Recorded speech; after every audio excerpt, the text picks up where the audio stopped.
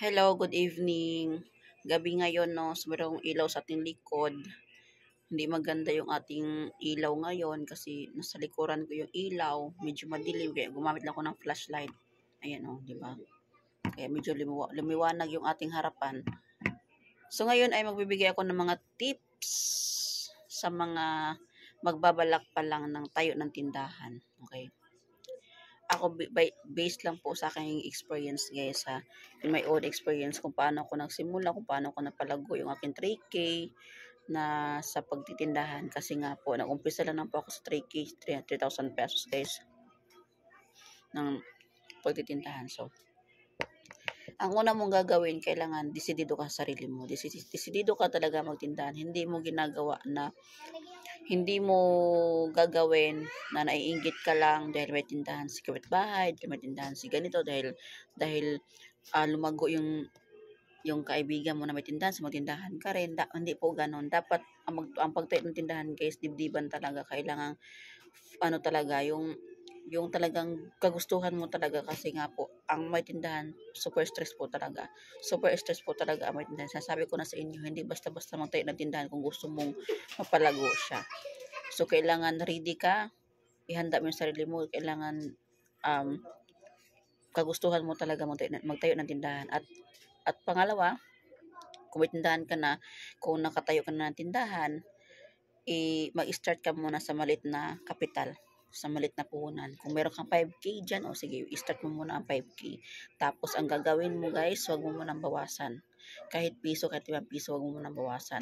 Kung may makuha ka mas tindahan mo, palitan mo siya. Bayaran mo siya. Kibali, bibili ka sa sarili mong tindahan para hindi mawala yung puhunan mong 5K.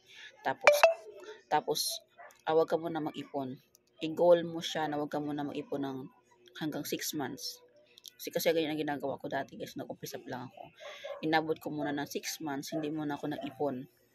Ang ginawa ko, bili ako ng bilhin ng mga paninda, kung ano pang wala dyan. At pangatlo, ililista mo yung mga kailangan ng mga tao sa lugar mo. Okay? Kung ano yung mga basic needs. Siyempre sa tindahan guys, ang basic needs yung sabon, shampoo, ano ba? Yun mo kadalasan, di ba? Kung meron kang ref, syempre magtinda ka na ng yelo, magsipag ka. Kasi kailangan din yun ng mga tao kahit malamig ang panahon, sige, yelo pa rin ng yelo, gusto pa rin ng malamig, juice, yan. Dati guys, wala kaming soft drinks eh. Paunti-unti lang talaga ang bili ko. So, paunti-unti lang.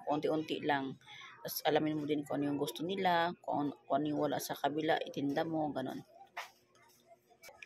At sana ba tayo, ang pangsunod guys is, dapat masipag ka. Dapat masipag ka sa negosyo mo. Huwag kang patamad-tamad.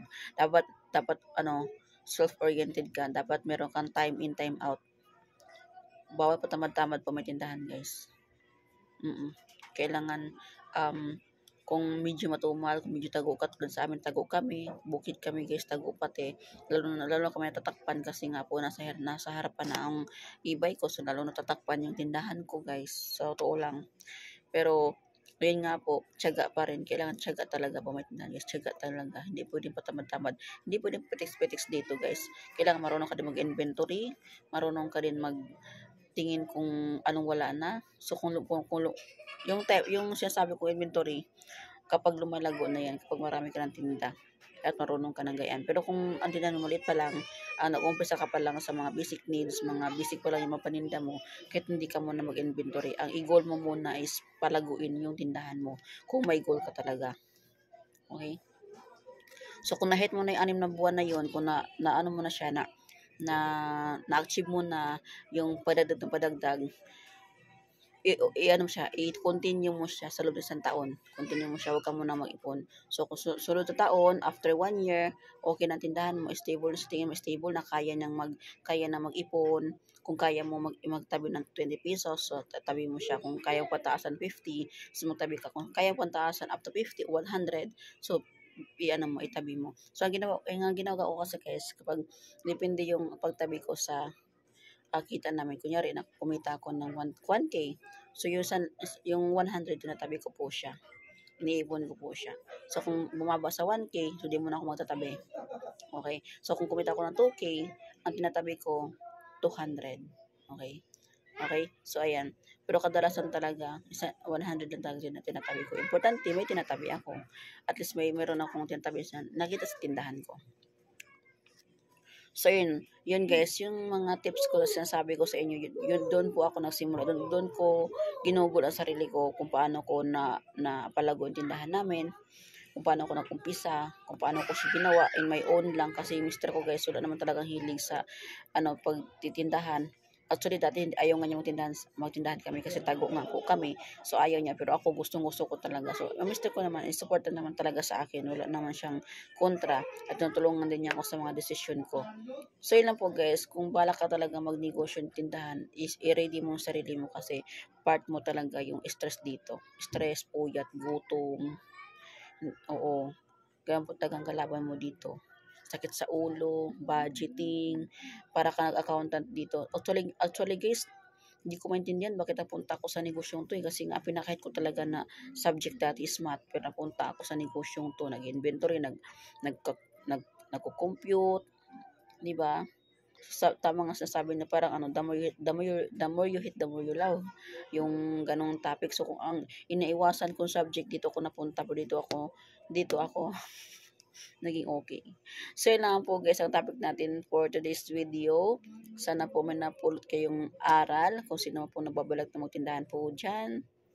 Okay. So, yun lang po guys. Maraming salamat po sa ating mga bagong subscribers. Kung hindi ka pa nakapag-subscribe sa aking YouTube channel guys, paki-click lang po yung subscribe dyan at i-click mo din po yung notification bell button para ma-notify kita if ever na meron tayong bagong upload na videos.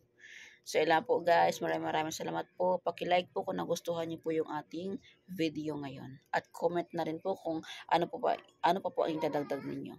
So, po guys. God bless po. Bye-bye.